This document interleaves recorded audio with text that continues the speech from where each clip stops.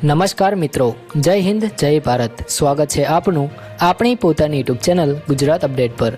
તો મિત્રો, આજનો વિષય ખૂબ જ મહત્વનો છે અને કદાચ તમારા કે તમારા પરિવારના ભવિષ્ય સાથે સીધો જોડાયેલો છે.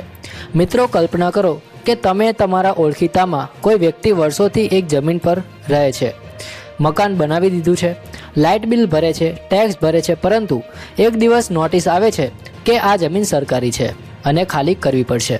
ત્યારે મિત્રો, સૌથી મોટો પ્રશ્ન ઊભો થાય છે કે શું માત્ર કબજો હોવા પરથી એ જમીન કાયદેસર થઈ શકે? શું વર્ષોથી રહેતા હોવું માલિકી માટે પૂરતું છે કે પછી કાયદો કંઈક અલગ જ કહે છે? તો મિત્રો, આજે આપણે આ બધા પ્રશ્નોના સ્પષ્ટ અને સરળ જવાબ સમજવાના છીએ, જેથી કોઈ પણ વ્યક્તિ અજાણતા મોટી ભૂલ ન કરી બેસે. પરંતુ મિત્રો, એક નાની વિનંતી છે કે ચેનલ પર નવા હોય તો આ ચેનલને સબસ્ક્રાઇબ કરી દેજો. તો મિત્રો, સૌપ્રથમ આપણે સમજવું પડશે કે સરકારી જમીન એટલે શું. તો સરકારી જમીન એટલે એવી જમીન જેનું માલિકી હક સરકાર પાસે હોય છે.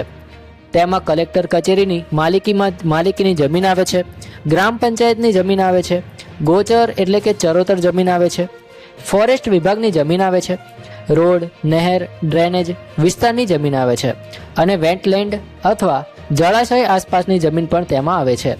ઘણા લોકો માનતા હોય છે કે જમીન ખાલી પડી હોય એટલે તે પોતાની માની શકાય, પરંતુ કાયદા પ્રમાણે ખાલી જમીન પણ સરકારની જ હોઈ શકે છે અને તેની ઉપર કબજો કરવો કાયદેસર માલિકી ગણાતી નથી. હવે મિત્રો, મુખ્ય મુદ્દા પર આવીએ કે કબજો એટલે માલિકી નહીં. કાયદા પ્રમાણે માત્ર જમીન પર બેસી જવું, મકાન બનાવી દેવું અથવા તો વર્ષોથી રહેતા હોવું એ માલિકીનો પુરાવો નથી. માલિકી મેળવવા માટે સરકારની સત્તાવાર મંજૂરી જરૂરી છે. તેમાં ઓક્યુપન્સી પ્રાઇસ ભરપાઈ, કલેક્ટરનો ઓર્ડર, મ્યુટેશન એન્ટ્રી અને રેવન્યુ રેકોર્ડમાં નામ ચડવું જેવી પ્રક્રિયા સામેલ હોય છે. ઘણા લોકો કહેતા હોય છે કે હું 30 વર્ષથી અહીં રહું છું એટલે આ મારી જમીન છે, પરંતુ કાયદો આવું સ્વીકારતો નથી. જો સરકાર તરફથી કોઈ સત્તાવાર મંજૂરી ન હોય તો માત્ર લાંબા સમયનો કબજો માલિકી બની શકતો નથી. પરંતુ મિત્રો, અહીં એક મહત્વની વાત એ છે કે કેટલીક ખાસ પરિસ્થિતિઓમાં કબજો કાયદેસર બનાવવાની સંભાવના રહેલી હોય છે. જો વ્યક્તિ પાસે 30 કે 40 વર્ષથી સતત કબજો હોય અને તે કબજો પુરાવો આપી શકે અને તે દરમિયાન સરકાર તરફથી કોઈ કાર્યવાહી ન થઈ હોય તો તે વ્યક્તિ સરકાર પાસે નિયમિત કરાવવા માટે અરજી કરી શકે છે. ઉદાહરણ તરીકે, જૂના લાઇટ બિલ, પાણીના બિલ, ઘરવેરા ટેક્સની રસીદ, રેશન કાર્ડમાં તે સરનામું, જૂના નકશા, ગ્રામ પંચાયતના દાખલા જેવા પુરાવા મદદરૂપ બની શકે છે. પરંતુ અહીં પણ અંતિમ નિર્ણય સરકારનો જ રહેશે. કેટલાક કેસોમાં બિનઉપયોગી સરકારી જમીન હોય છે જેને સરકાર નિયમિત કરવા માટે સ્કીમ બહાર પાડે છે. ખાસ કરીને ગરીબ અને આર્થિક રીતે નબળા વર્ગ માટે કેટલીક વખત રેગ્યુલાઇઝેશન સ્કીમ આવે છે. તે સમયે જે લોકો વર્ષોથી કબજામાં હોય એમને ઓક્યુપન્સી પ્રાઇસ ભરીને કાયદેસર કરવાની તક મળી શકે છે. પરંતુ આ દરેક જમીન માટે લાગુ પડતું નથી. ગ્રામ પંચાયતની કેટલીક જમીન નિયમિત થઈ શકે છે, પરંતુ ગોચર એટલે કે ચરોતર જમીન સામાન્ય રીતે ક્યારેય કાયદેસર થતી નથી. મિત્રો, હવે વાત કરીએ એવી જમીન વિશે જે ક્યારેય કાયદેસર થતી નથી. મિત્રો, ગોચર જમીન પશુઓના ચરણ માટે અનામત હોય છે અને તે જાહેર હિત માટે રાખવામાં આવે છે.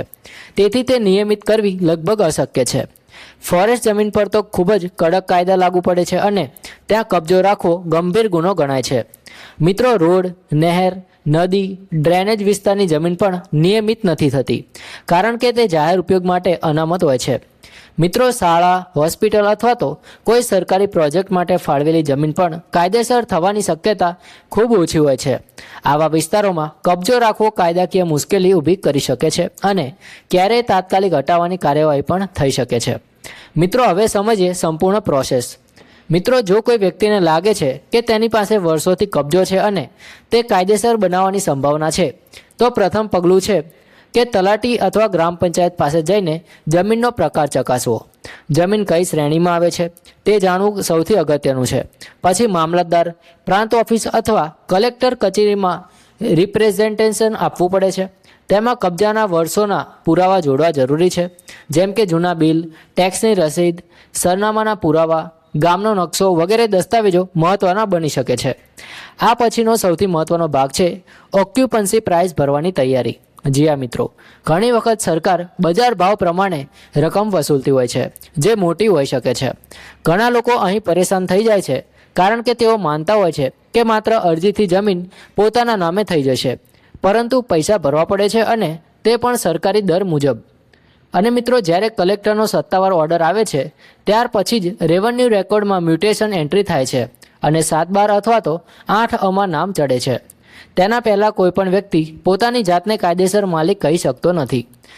મિત્રો, અહીં કેટલીક સામાન્ય ભૂલો વિશે પણ જાણવું જરૂરી છે. જેમ કે ઘણા એજન્ટો લોકોને કહેતા હોય છે કે પૈસા આપો અને જમીન કાયદેસર અમે કરી આપશું. તો મિત્રો, આ પ્રકારની વાતોમાં મોટું જોખમ હોય છે, કારણ કે અંતિમ નિર્ણય માત્ર સરકારનો જ હોય છે. કોઈ એજન્ટ કે દલાલ તમને ગેરમાર્ગે દોરી શકે છે. દસ્તાવેજ વગર બાંધકામ કરવું સૌથી મોટી ભૂલ છે. ગેરકાયદેસર જમીન ખરીદવી નહીં, ખાસ કરીને ફોરેસ્ટ જમીન અથવા ગોચર જમીન પર ક્યારેય કબજો ન કરવો, કારણ કે તે ગંભીર ગુનો છે. આ વિષય સંવેદનશીલ છે, કારણ કે ઘણા પરિવારો વર્ષોથી એ જ જગ્યાએ રહેતા હોય છે અને અચાનક નોટિસ આપવામાં આવે છે કે તેઓ ગભરાઈ જાય છે. પરંતુ સત્ય એ છે કે કાયદાની ફ્રેમ મુજબ જ નિર્ણય થાય છે. દરેક કેસ અલગ અલગ હોય છે અને દરેક જમીનનું સ્વરૂપ અલગ હોય છે. તેથી કોઈ પણ નિર્ણય લેતા પહેલાં કાનૂની સલાહ લેવી, રેવન્યુ રેકોર્ડ ચકાસવો અને સત્તાવાર પ્રક્રિયા અનુસરવી ખૂબ જ જરૂરી છે. મિત્રો, અંતમાં યાદ રાખજો કે સરકારી જમીન પર કબજો હોવો એક ગંભીર બાબત છે. કેટલીક પરિસ્થિતિમાં તે કાયદેસર બની શકે છે, પરંતુ ઘણી વખત નહીં પણ બની શકે. આ બધું જમીનના પ્રકાર, પુરાવા અને સરકારની નીતિ પર આધારિત હોય છે. કોઈ પણ અફવા અથવા અડધી માહિતી પર વિશ્વાસ ન કરવો જોઈએ. યોગ્ય તપાસ કરો, સત્તાવાર કચેરીમાં જઈને માહિતી મેળવો અને કાયદેસર માર્ગ જ અપનાવો. મિત્રો, જો આજનો આ વિડીયો તમને ઉપયોગી લાગ્યો હોય તો ચેનલને સબસ્ક્રાઈબ કરજો, કારણ કે આ ચેનલ પર અમે જમીનને લગતી તમામ માહિતી મૂકીએ છીએ. જય હિન્દ, વંદે માતરમ.